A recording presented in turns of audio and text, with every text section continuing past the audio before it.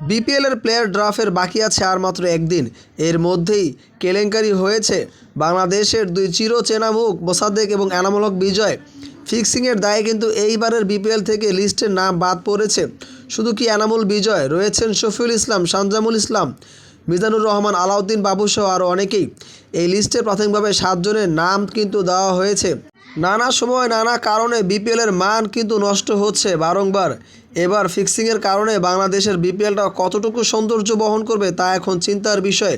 এর আগে আমরা দেখেছি আশরাফুলকে বিপিএলে ফিক্সিং করার দায়ে 8 বছরের তাকে নিষিদ্ধ করা হয়েছে। এর পরে থেকে আশরাফুলকে কিন্তু আর পাওয়া যায়নি।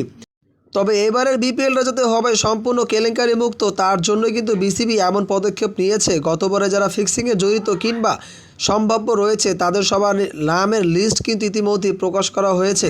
এবারের বিপিএলটা যাতে একেবারে সম্পূর্ণ নিরপেক্ষ এবং খুব সুন্দর মার্জিত হয় তার জন্যই বিসিবি সর্বোচ্চ চেষ্টা করছে।